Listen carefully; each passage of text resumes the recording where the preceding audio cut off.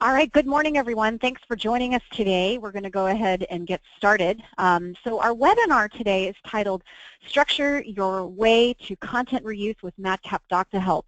My name is Jennifer Morris. I'm a product evangelist here at MadCap Software.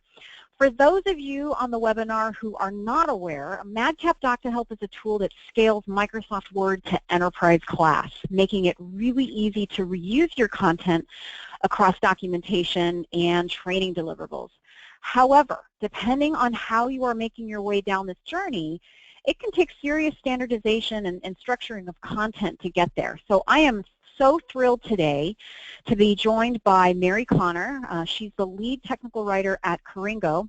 She's going to walk us through migrating non-Doc-To-Help source files by providing structure, which will make them so much more easier to manage for topic-based assembly. So today we're going to learn some skills, some tricks, and some trade-offs that will let your nimble Doc-To-Help platform help you thrive in an under-resourced, just-in-time production environment. So welcome, Mary. Thanks so much for joining us today.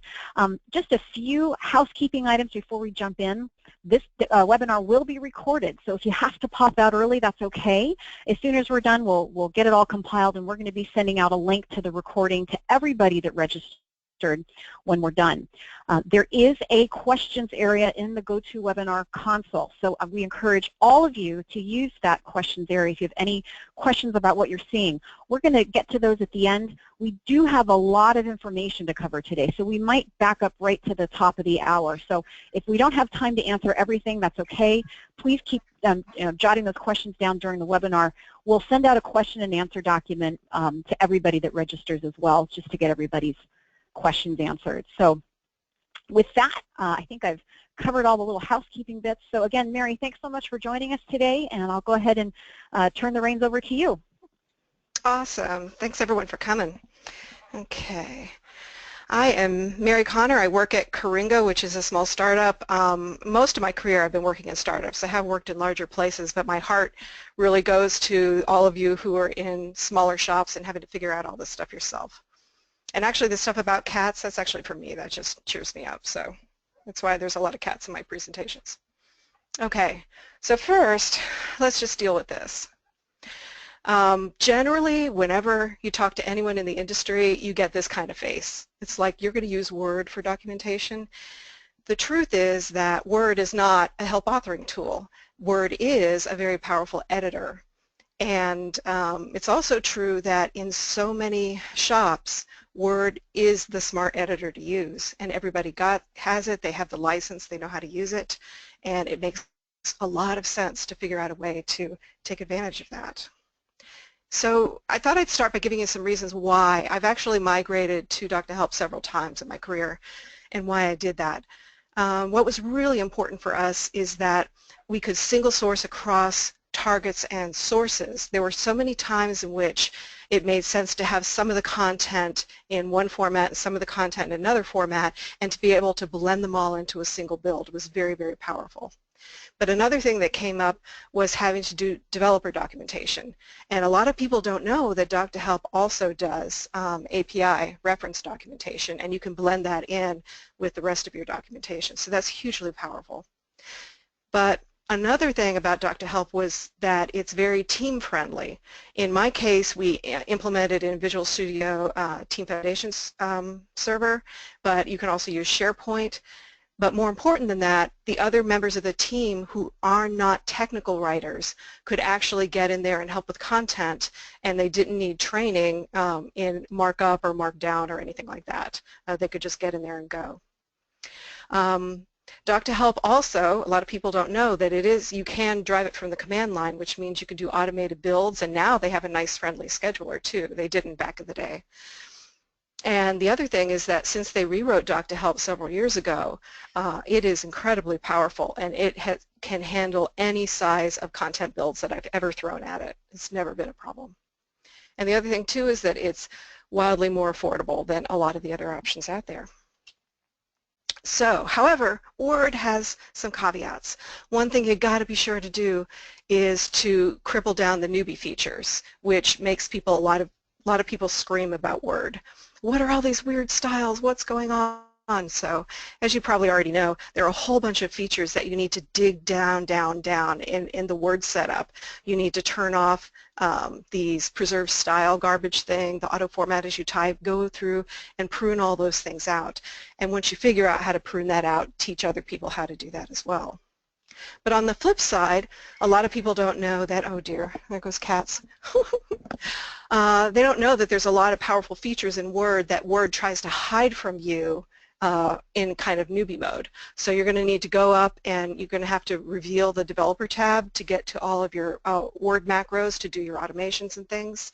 And in view mode, generally I would say you're going to spend all your time bouncing between outline view and draft view.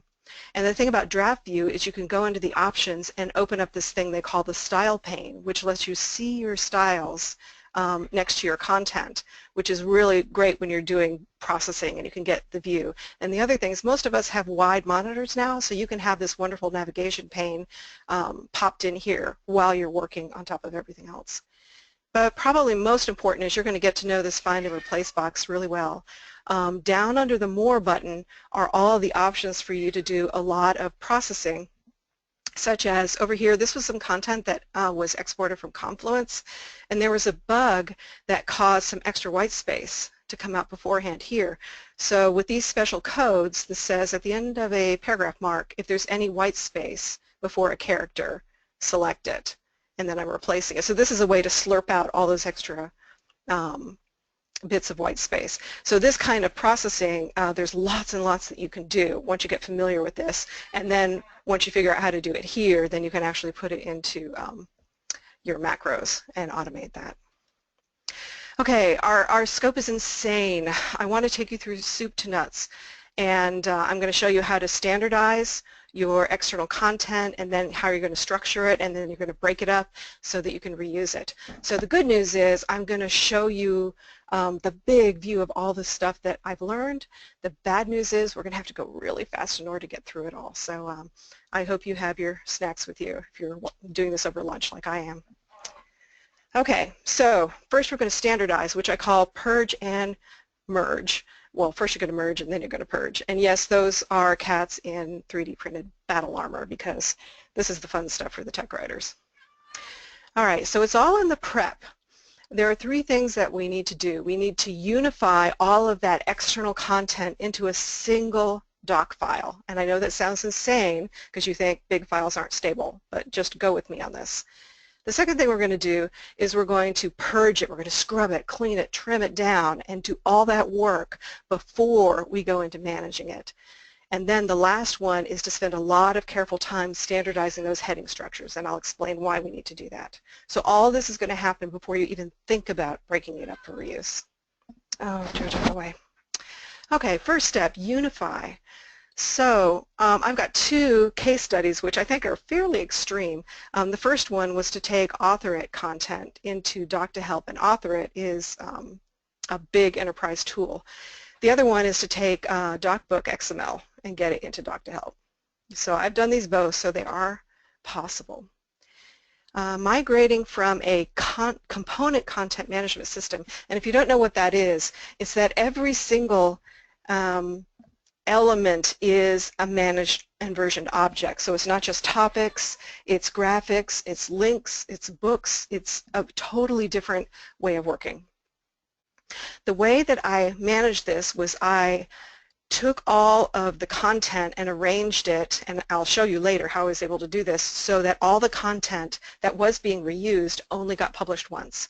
I built a brand new book inside of Author It to export all of that content into a single linked Word document. And then what I did was I optimized, I'm going to push the cat out the door. Going up, buddy. Sorry about that. He was fast asleep when we started. I optimized templates for Doc-To-Help to import the Word macros to post-process. So when the content came out of Author It, I ran a bunch of Word macros that would fix all the graphics and swap out the styles and delete all the gunk and do things. And then what I would do is I would build in Doc-To-Help and see what I got. and I'd go, oh, that's not quite right. And then I'd go back in and I would tweak it some more and tweak it some more, and I would iterate it. And I spent time building up batch files to automate this whole process so I could spin through it really quickly, and that's how I was able to get it all ported over really fast. More recently, I did a migration from DocBook, and this was a situation in which, this was here at Caringo, we had a bunch of different products that were going to be merged into a brand new product, and it was all going to be completely rewritten. And the source that I had was DocBook, so each product itself had a whole bunch of different DocBook projects that were distributed as a bunch of smaller PDFs. So it was all scattered across all these different separate pieces. So in a nutshell, what I did is I found a tool, XML lint, that would take all those XML pieces and then would merge them all together into one huge XML project. And then I used the Pandoc tool, which you may have heard of, to transform that over into a Word doc file. So what you see here at the bottom is this is a piece of some scripts that I was using to do it. And if batch files kind of make you a little queasy, what I would recommend is you figure out what it is you're trying to do and then go to your one of your QA people, someone maybe who does the automated tests or something like that, and get them to help you build out just this piece that you need. It's going to be a lot faster perhaps than figuring it out yourself. You've got people who can help you. So, monster Word file. Now we're to the fun part. This is where we get to purge. There's a whole bunch of things you're going to want to purge now that you've got it all in a single Word file. Those section breaks, page breaks, line breaks, clean those all out because you can always put them back in later if they're needed, but start clean. This is the fun part where you get to trim all your wordiness. And again, if in a lot of shops you've got material that may have been written 10 years ago and there's a lot of different styles, a lot of different gunk, and you can go through and just replace it. One thing, if it's older stuff, you're going to have legacy material that maybe you can just throw away. Like, for example, when you've got instructions that are telling people how to use a browser, stuff that was actually written many years ago, we'll talk about it like a browser is this exotic hard thing, and how do you put in a URL, and how do you go somewhere, and you know, and all these extra steps, and probably you can slurp those out. Another thing is a lot of older styles of WinHelp projects had a lot of screenshots, and a lot of them weren't helpful because they didn't actually stage any data or have any callouts that told you how to do things. Now would be a good time to just go ahead and purge those out if you don't need them. And if you remember from your English courses in college or meta-discourse, where that's where you're talking about what you're talking about, in this section we will cover blah, blah, blah, blah, blah, blah, blah. Where you're not actually giving them information, a lot of the meta-discourse could be trimmed out at this point. And another thing you can do is take out what I call touch once content.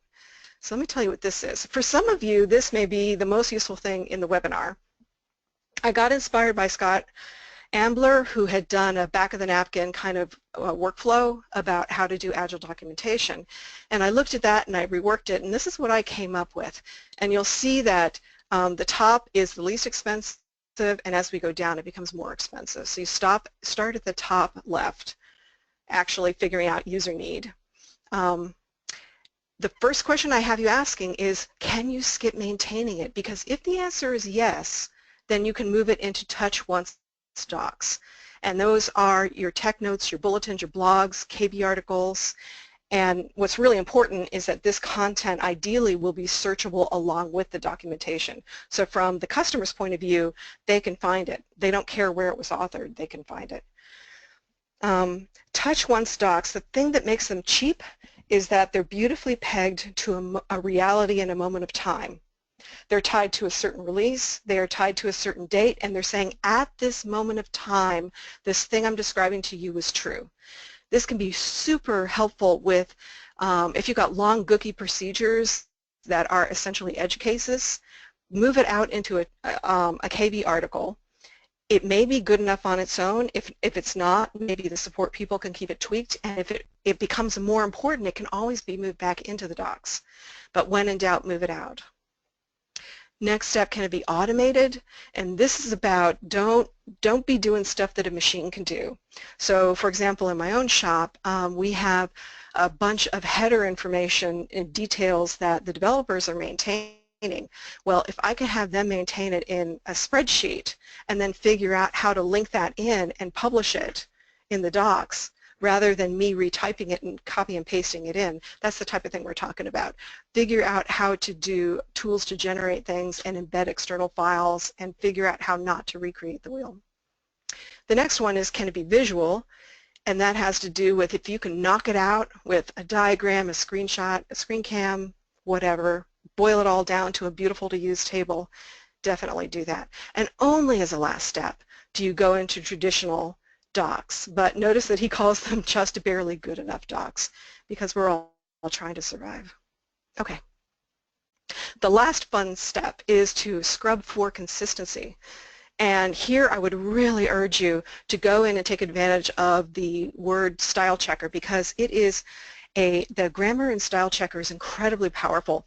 I encourage you to open it up and go through it and enable everything, and it will walk you through the doc and help you do things consistently.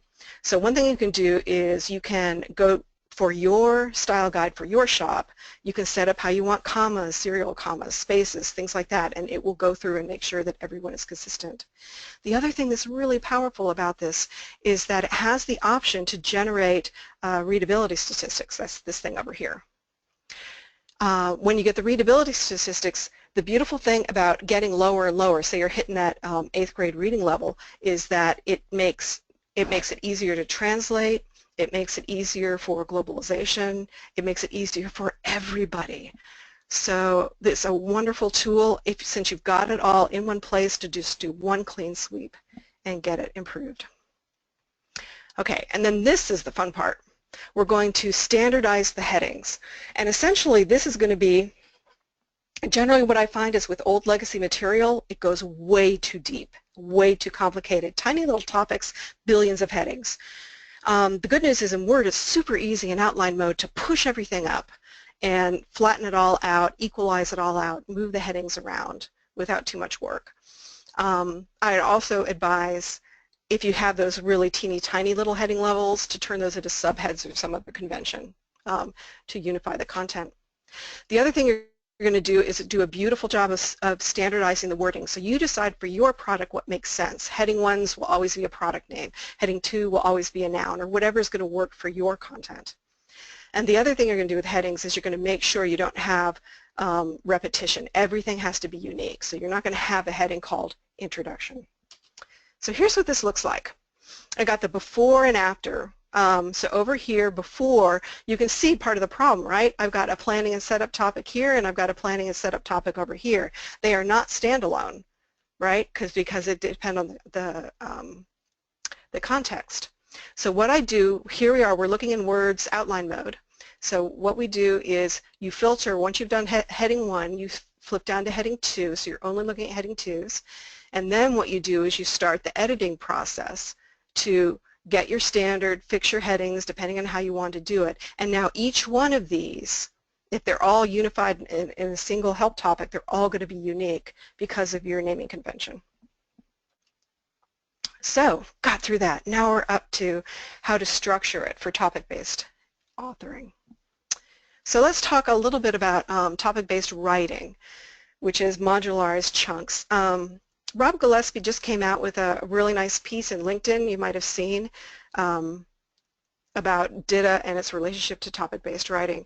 And he said that the goals are similar to DITA about what you're doing to your topic, what you're trying to achieve. And in the end, what you want are standalone chunks that you can reuse. And it's very important that these chunks are unified with the principles of minimalism. And that means including everything that you need to succeed inside that chunk. It's very action-oriented on what the user is trying to do. And this is an important point, that the troubleshooting and recovery information is also bundled into that chunk. Don't make them go somewhere else.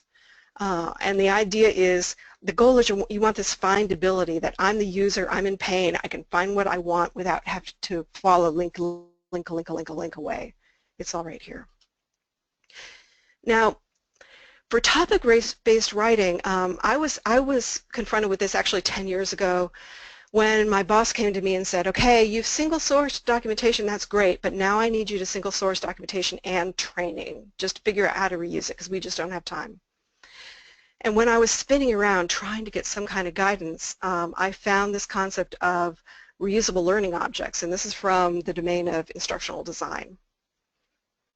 And what I found so exciting is that this approach had these traits that I really needed: the standardization, that it's self-contained, that it's reusable, but the most important thing is that these reusable learning objects, are going to be combined into courses. And for me, that means combined into books or whatever my deliverables are going to be.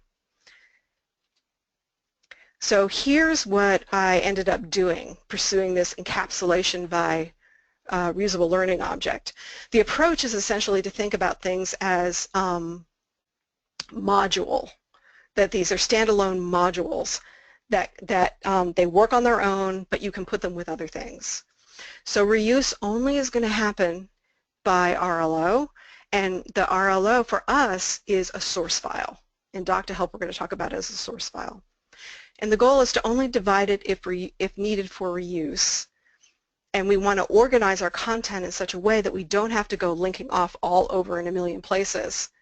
So, you know, it's really common in traditional help where we like to put all things in the same bucket. It's like, oh, well, all the reference material, we're going to put that over here, and all the troubleshooting we're going to go put over here. So it's all been broken out. This is about pulling it all back in together. So it's all together by topic. And the last point is the most important. If you're finding that you can't divide, it's just not working out, that should be the red flag that the problem is that the content needs a different kind of orientation. And maybe you need to rotate it around and focus it a different way so that it chops up correctly. So I'm going to show you when I first implemented RLOs, I did it in Author It, and I'm going to show you what it looked like over here because the visual I think will really help you understand where we're going with Doc-To-Help. What you're looking at here is, this is the book. This IMA's Desktop Guide is the publishing book. So that's a container, a book that is just going to hold everything that's going to go into that particular output. These books that you see in here, these are the reusable learning objects. So here's staff desktop, here's the intro for the customer module. All content has to be inside these books. So what you're seeing here is that this teal stuff, this is all just structural gunk. And these little intro things, it's just structural gunk. There's all the real content has to live down in these books, and that's where the magic happens. Builds, you always build with containers full of actual RLOs. So this is my model. So here we are back to this big monster Word file that you just built. And in this particular product, what I did, all right, here was the nightmare. You may have had this in a shop you've worked in. What the user sees totally depends on how they log in and what their license and permissions are. In this particular case, there was a cheap level license, and then there was a staff level license, and then there were additional administrative permissions on top, and all of these things changed the UI. So it made a lot of sense to chop things up both by these little modules, these sub-products that were in, because this was a product suite. So break it up by product and then break it up by what I'm calling the audience here. So these numbers here, the 0 means there's no filter on it. This content is safe to go out to prospects, it's safe to go out to marketing, so we can start reusing content with the marketing folks too. But once we get into the numbers, this is a progressive level of licensing permission.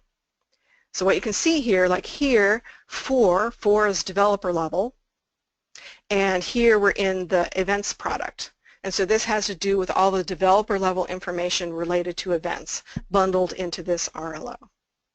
And I'm here just putting the names on here just as I'm planning it out. Okay, this is not something that's going to go into user-facing docs.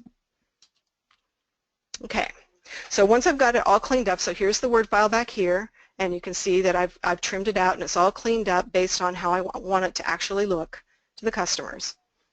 When you go into Doc-To-Help and you say that you want to create a new document, it will by default put it down here. So this is my project, my Doc-To-Help project, and here's my documents folder.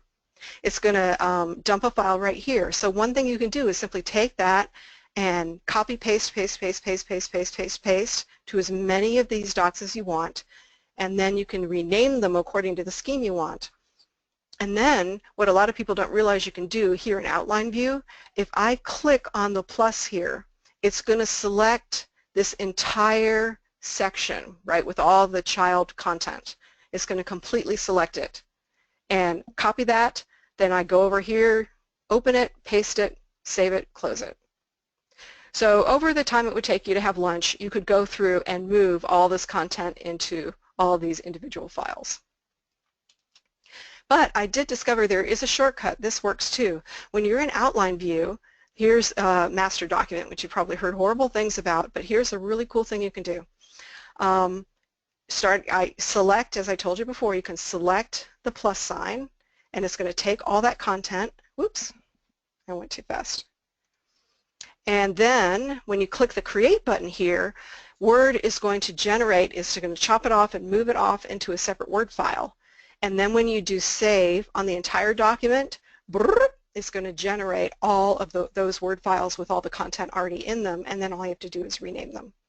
So again, I would do this on a copy of your original, and first make sure that you've attached the right Doc-To-Help template the way you want it, and then you can go through and generate all of these.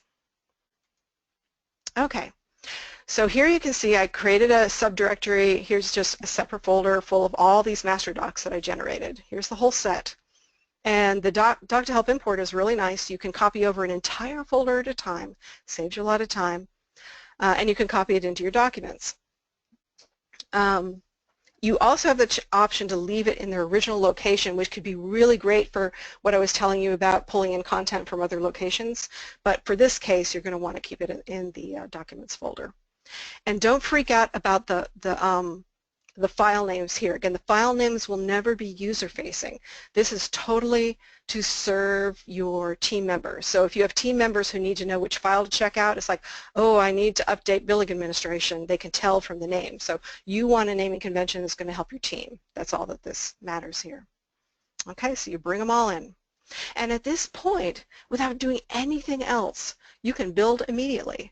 You just go in here, poop, build, and you can see all of your content in there. So now we're up to the reuse part, and this is where it gets really fun, why we did all this work. So essentially the home stretch is now we're going to architect a set of tags that are going to make sense for us, and we're going to then apply the tags to all of the source files. And then we're going to define the build targets that are going to make use of all these tags in the right way. And then we're going to automate the builds. And that's when life gets happy. So the first thing to do is to build these attributes. So if you'll notice, we're over here in the Project tab. These are the attributes. And one thing that I really love how they rewrote Doc-To-Help. It's really wonderful. One of the good things to know is that all of the things that you define here are completely changeable and nothing breaks. In other words, in the database, they're referring to this attribute by some underlying key, not by the title that you put in here. So you can change these titles at any time as you get better clarity on what's going to work and what's not going to work.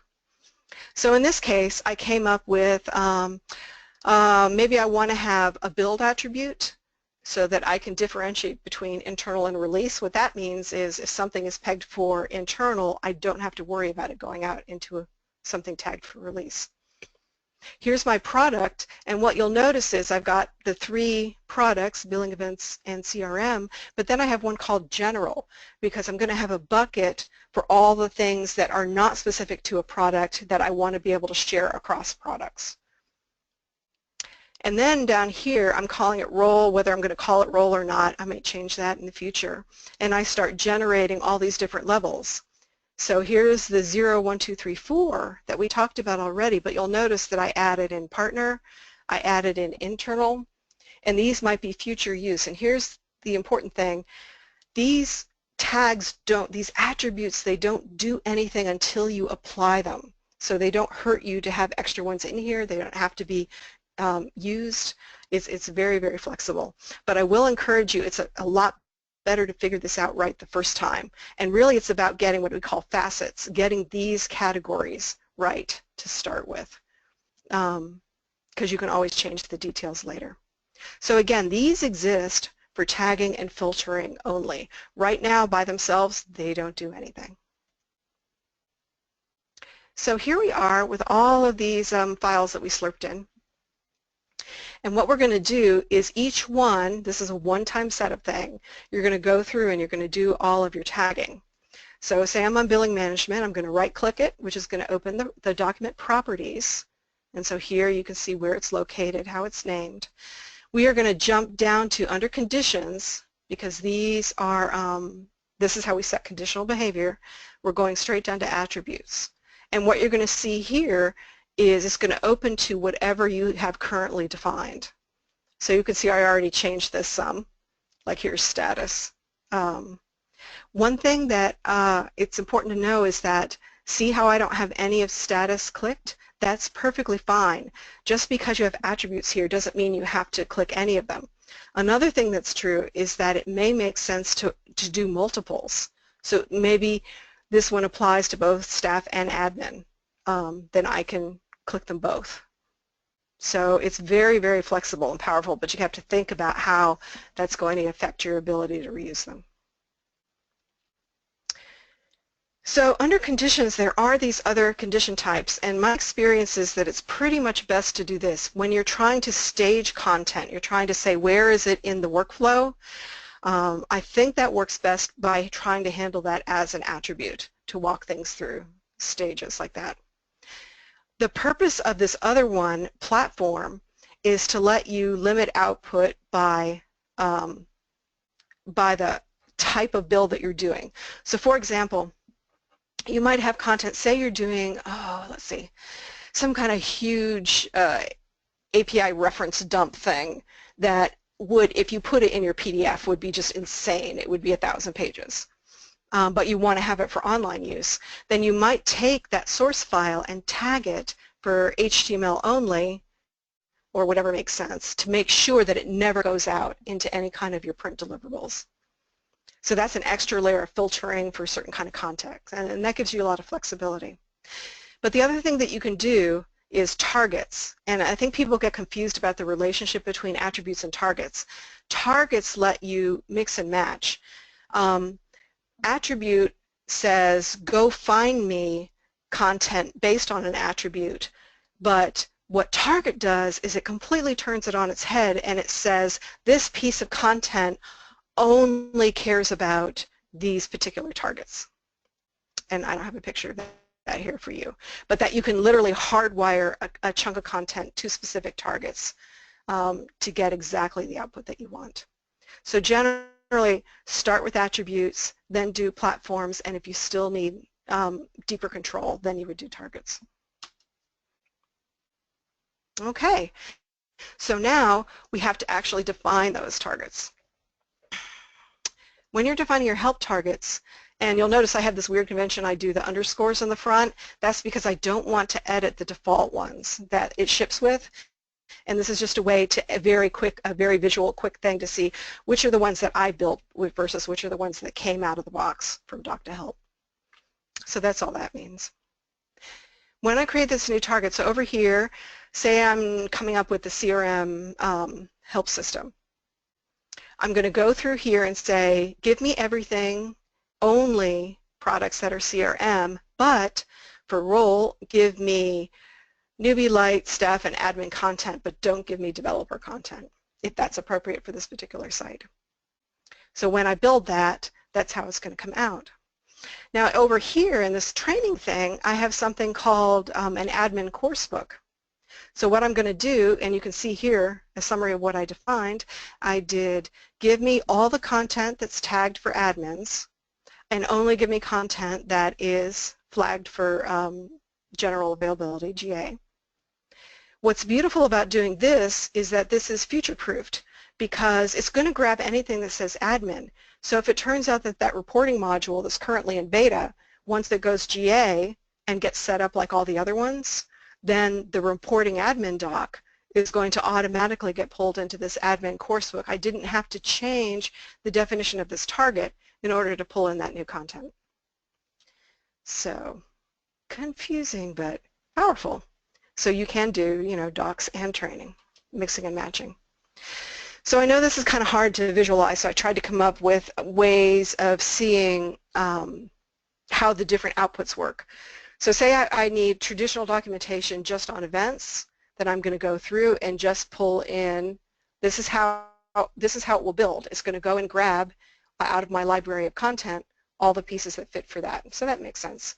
But say I have a finance guide and the problem is I want more of the billing content, but I only want the admin content out of the others. This one I'll probably have to do with by tagging content for a specific target to achieve this. If I'm doing a boot camp, I might break, I don't want the book to be too big, say I'm dividing against day 1 and day 2, so I might do the intro course and I'm going to filter for all the content that is at newbie level, white level, and then do a separate book for the staff course, which is going to be the staff and admin.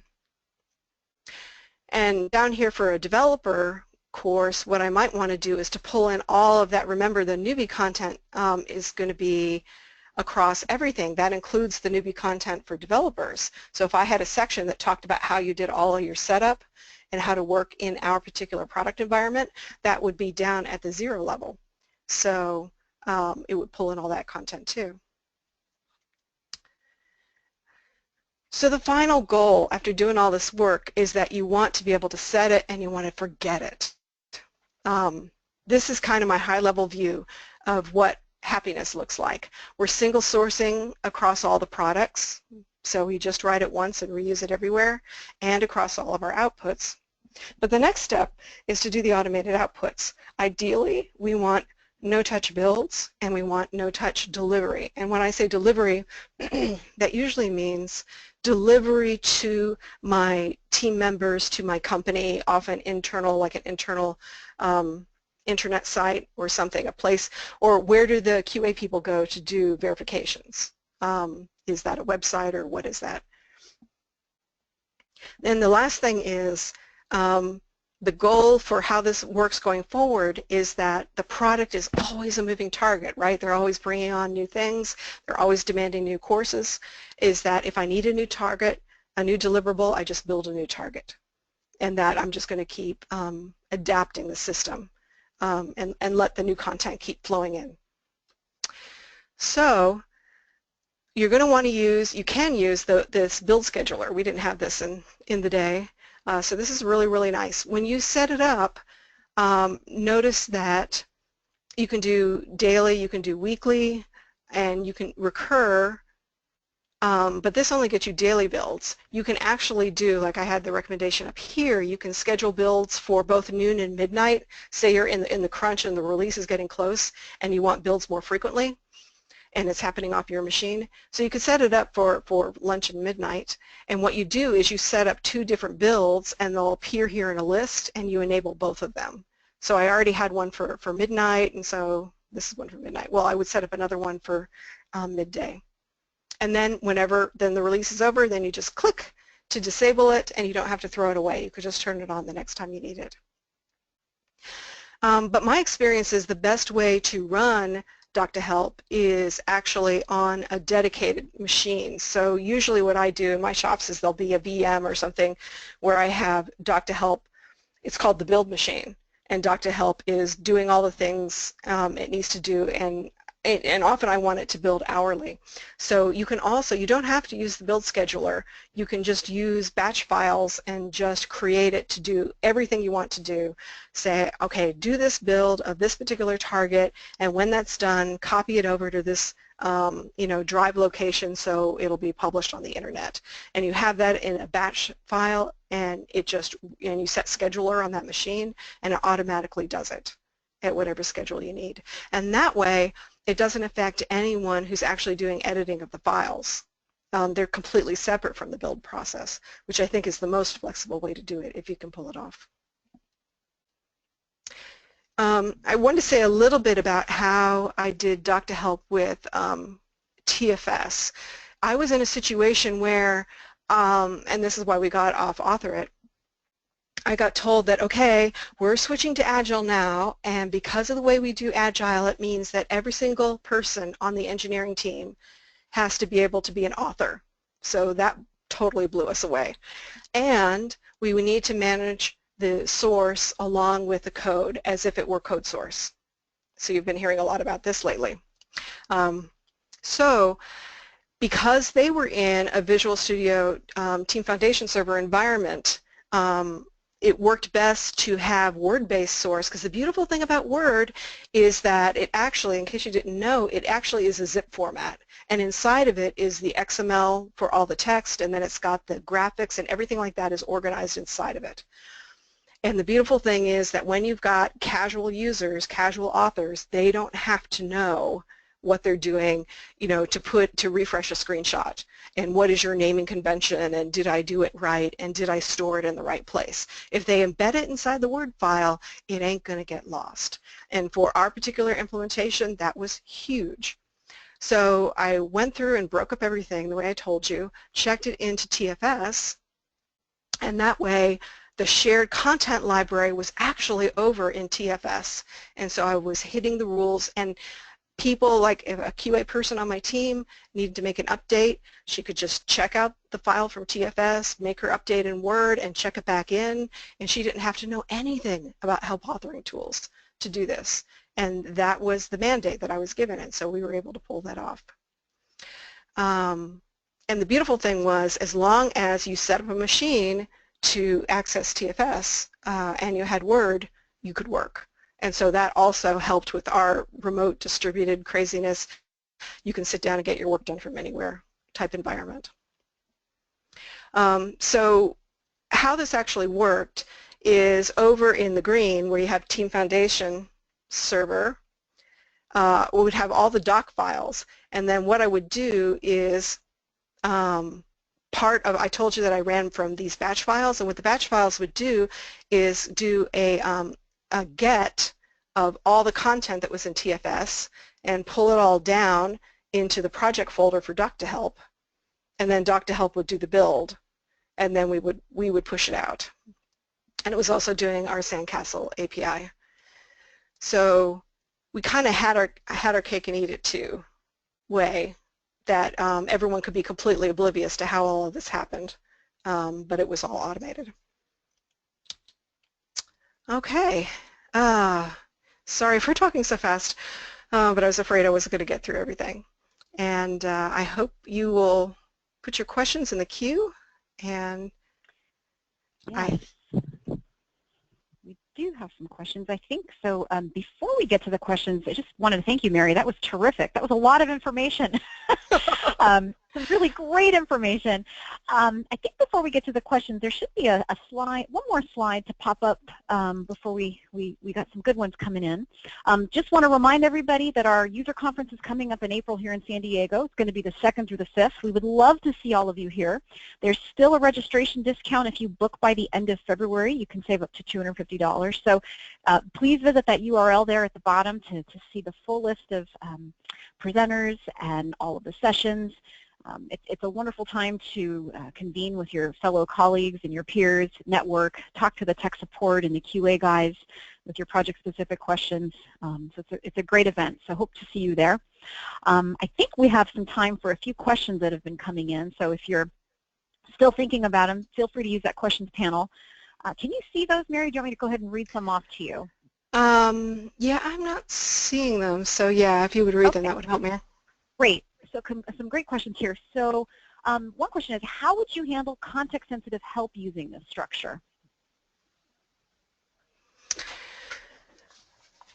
Let's see. Trying to think how this worked. Oh, yeah, how we ended up doing it was that we used the HTML output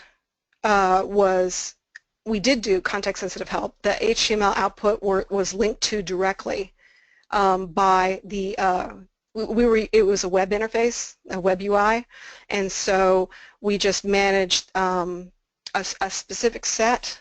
It didn't go too deep, but we had a specific set of those, the URLs, and we just developed a convention, and the short answer was we just handled it as the HTML output, and it didn't actually have to be manifested in the source files, if that makes sense. Because we had followed naming conventions, very rigid naming conventions, and how the outputs went, it worked out fine. Great. Okay, so another question. I'm in a TFS environment and very interested in how this was done. So I think kind of going back to the beginning when you were talking about TFS. Right. So I'm trying to think what was tricky about it. So the key part of the TFS is that TFS has the concept of a working directory.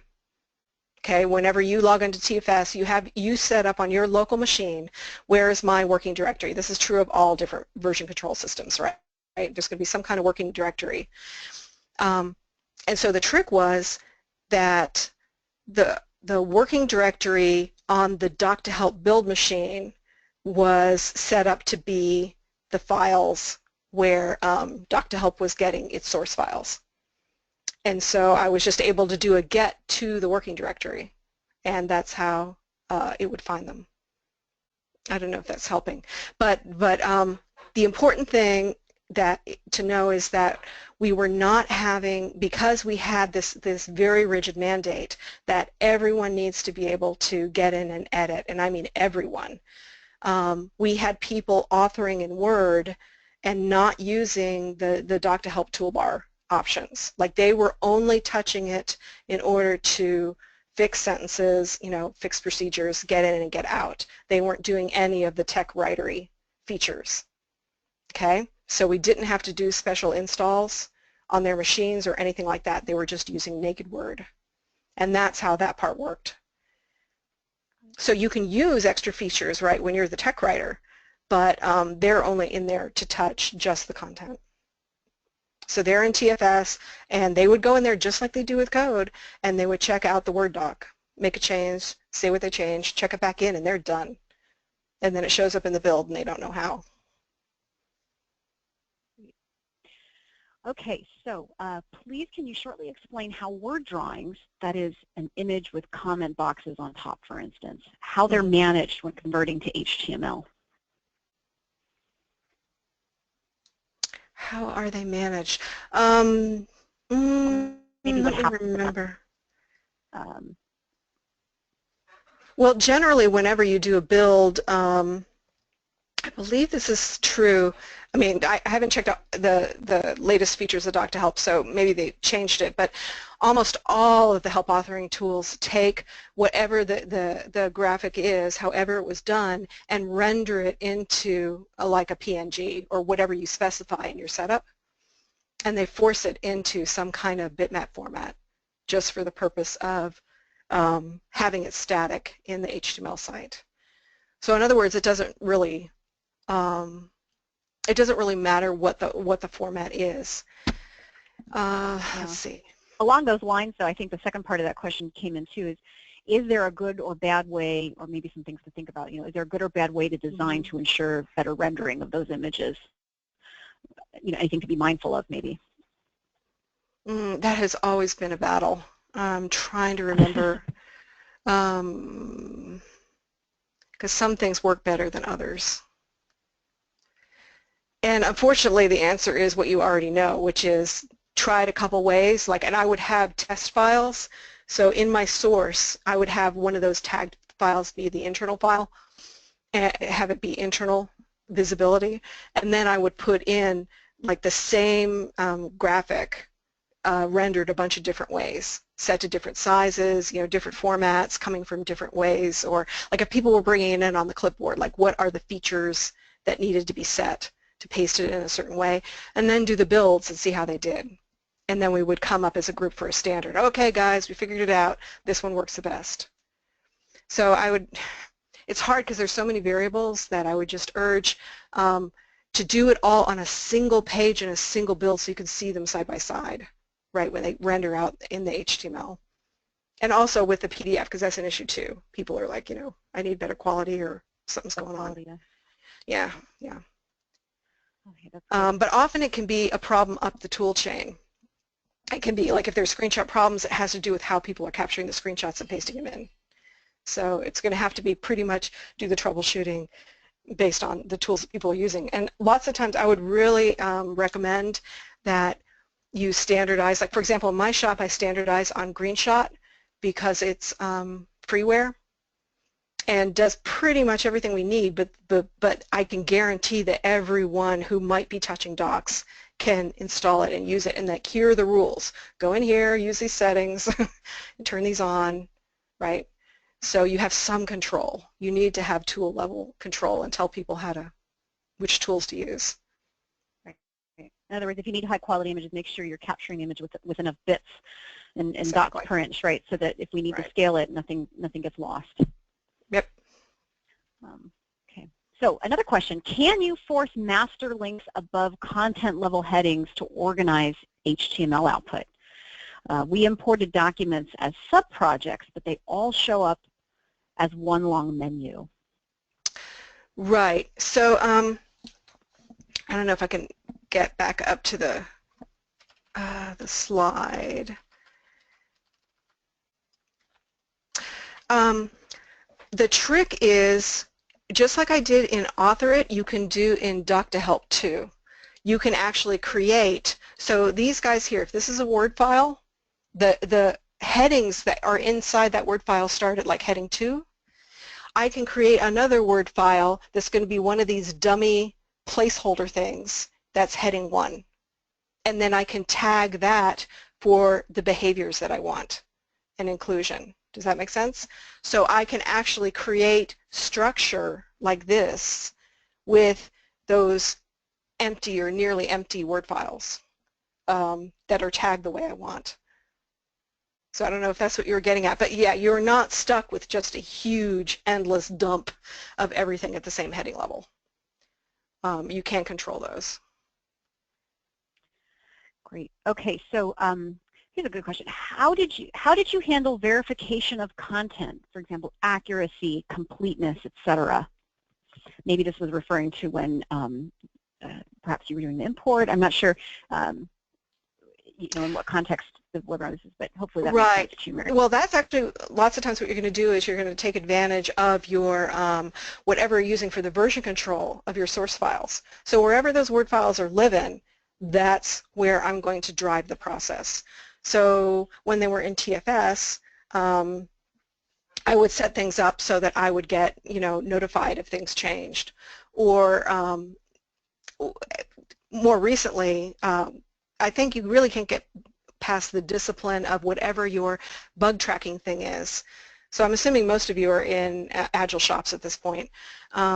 Whenever someone would jump in and make a change to the file, they're doing it for some reason and it's tied to some kind of issue. And so we have processes around, okay, then if someone else made the change, I'm going to verify it. If I'd made the change, someone else is going to verify it. And we actually use those tools to do all the management and tracking and automating of everything. So it's a combination of the version control system and the bug tracking system. And it just depends on what you're doing.